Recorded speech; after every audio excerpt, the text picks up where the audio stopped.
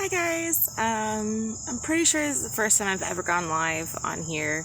I was just gonna do a video, but I can't get my camera to reverse on a video, but I can here on Facebook Live. So I am out here picking some stuff for some dinner, making some good soup, but I just had to share my garden because I know everyone's into like spooky season, but I'm not gonna lie, I'm not a winter fan, I'm not a fall fan. I want to capture some of my garden before we're in the rest season. So this is just kind of me doing a little tour to show myself, like, hey, it did work. You know, this house that we're living at now had a lot of spraying and treatment on it, and it took a lot of work to get it where anything could grow. So I gotta share it. So I'm gonna rotate the camera now and kind of show off some of my favorite things that I'm growing right now, and encourage you too that you should definitely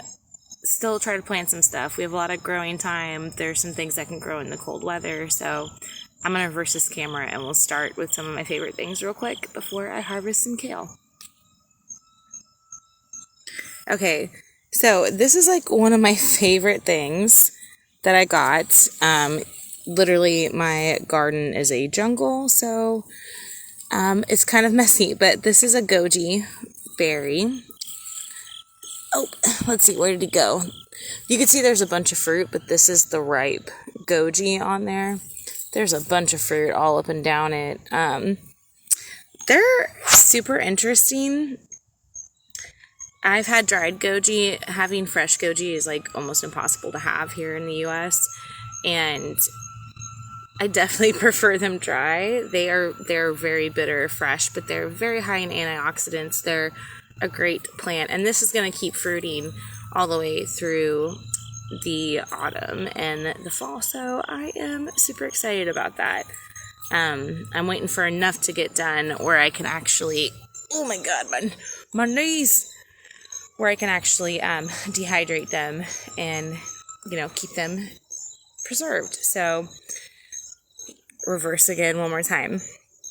Again, this is my hot mess of a garden, but I love being a hot mess. I think that is how nature wants to grow. It wants to partner with us, but it also wants to do its own thing. This is a plum baby. You can tell he's really tiny. I got that as a free cutting. I cannot remember the name of the group now, but they actually travel throughout different parts of the U.S. and offer native plants, native fruit trees for free. And so we traveled a couple hours and we got a bunch of those, and I got plum, I got persimmon, we have a walnut that are still going from that, so that's pretty cool. He won't obviously fruit until the next year. Not even the next year, it's going to take a little while for that plum. The cool thing with the goji berry is it fruits on the new wood each year. So if you're looking for something that can have a high turnaround rate of just being able to harvest on it, goji berry, try it. It's unique. I'm not gonna lie, fresh it's not that great, but dehydrated you can use it for so many things. So rotate one more time.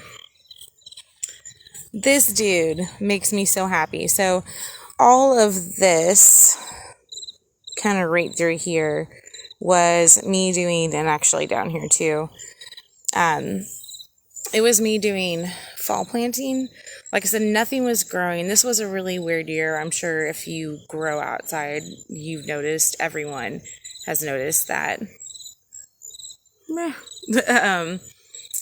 It's been a really weird year. We had like too much heat too quick, and I think that's why things were so stunted, along with this house that we were living at being sprayed so much.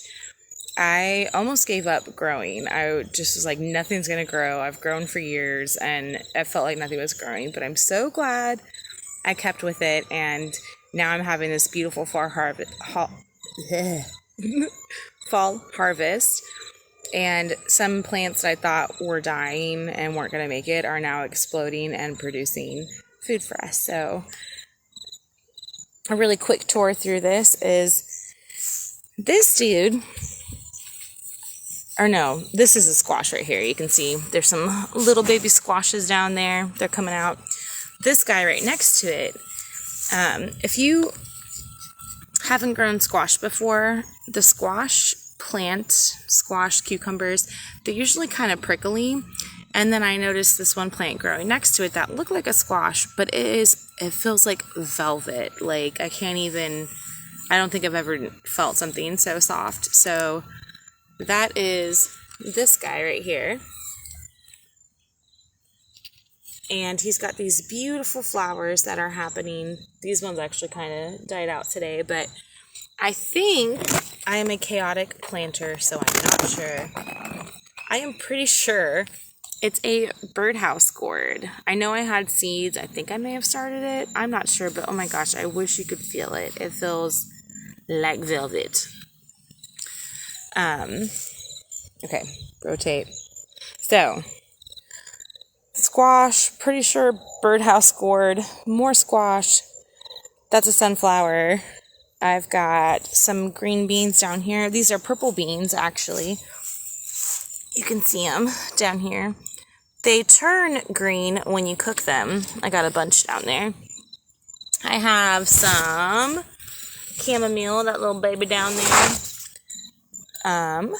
What else do we have over here?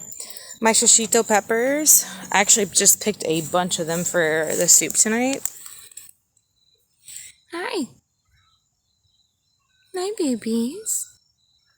Oh, that's the, let's see, where are my fingers? That's the mama. That's one of her babies there. Her little daughter. Ah, babies. I have a ton of peppers on this plant, so that's really nice. Buried in here as well. Where is it? Oh, here's another pepper. This was a volunteer, which is pretty cool. I'm probably not going to get anything because it's getting too late in the season. More squash. Potatoes right here.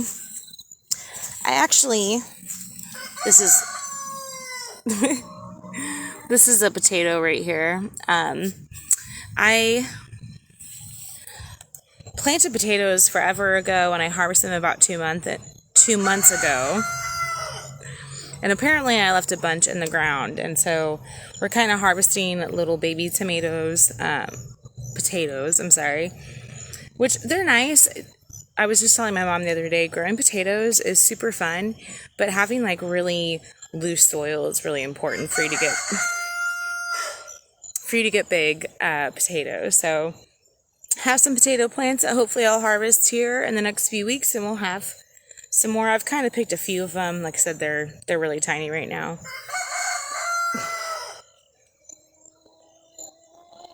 He has something to say. He really does. As we walk up the hot mess of a jungle before I get some kale, this right here is a pumpkin.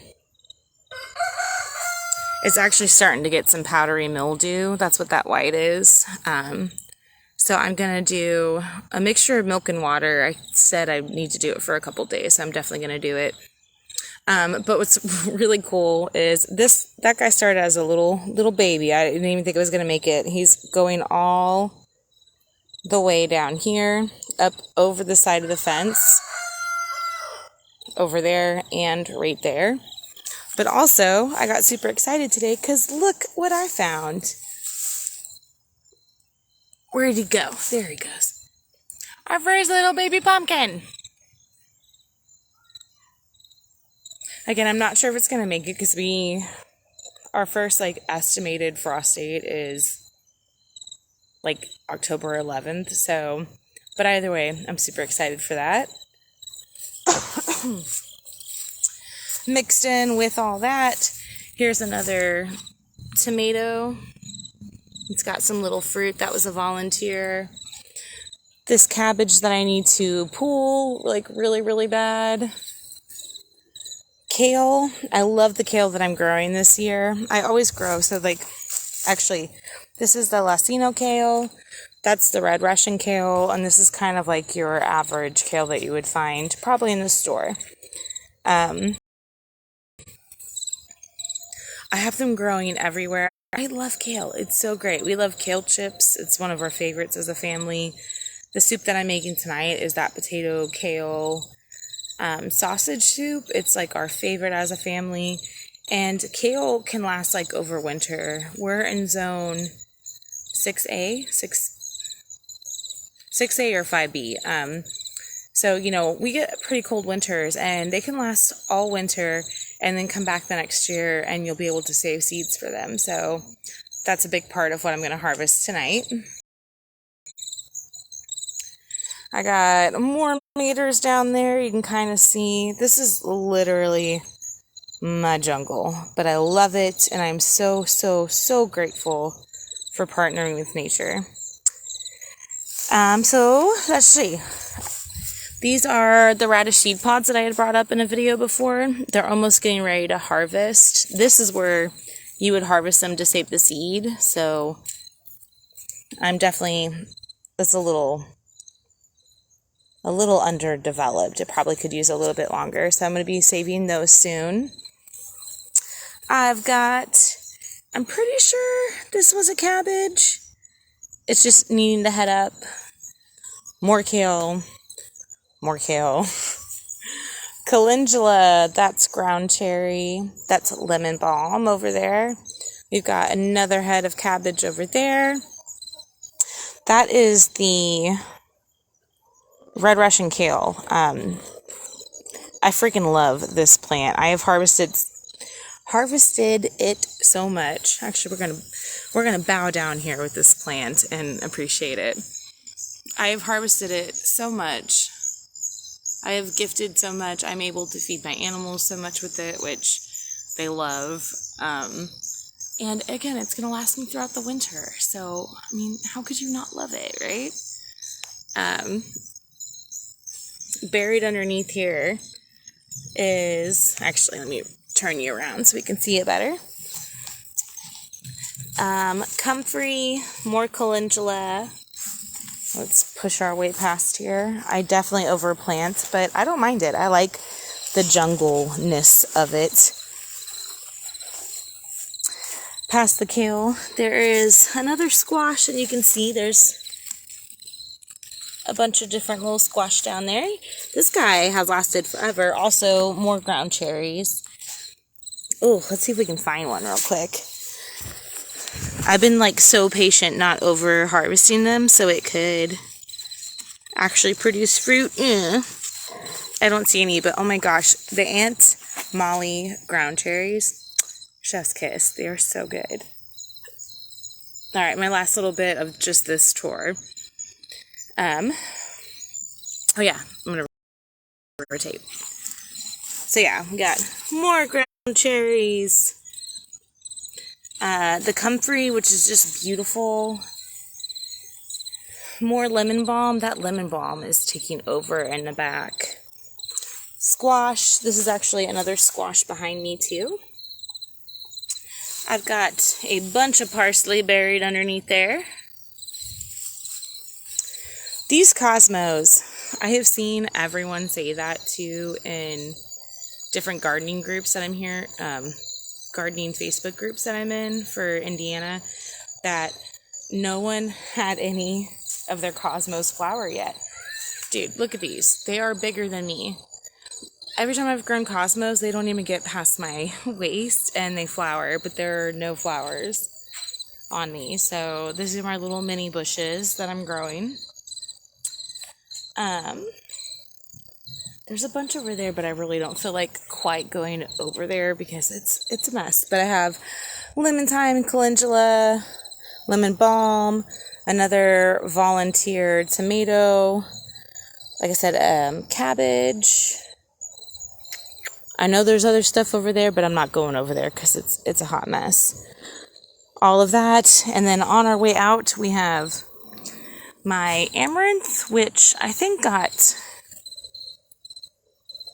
kind of destroyed by the rain. We had a really heavy rain, but it's getting really big and I'm excited to harvest that for seeds. And my favorite. I'm telling you, the garden teaches me patience so much. I was about to pull this green bean plant out. It's been here forever. It didn't do well again with the heat. And I'm so glad I didn't, because now I've gotten pounds of green beans of it. So this is my green bean plant that is taking over. Oh, I just see one that I forgot.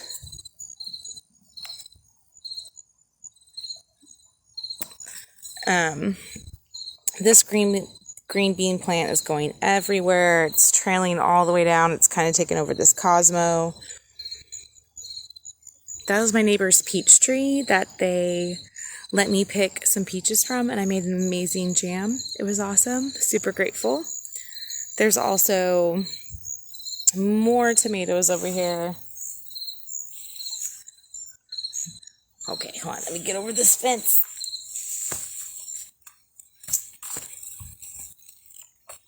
More squash. More tomatoes all over there. That squash is really gonna not be making it due to the powdery mildew. But I got a huge squash from it, so I appreciate it. There's rosemary down there. There's some more radish seed pods that I'm gonna get. You can see again, there's a bunch of little squash happening. Bunch of little maters buried on the fence line.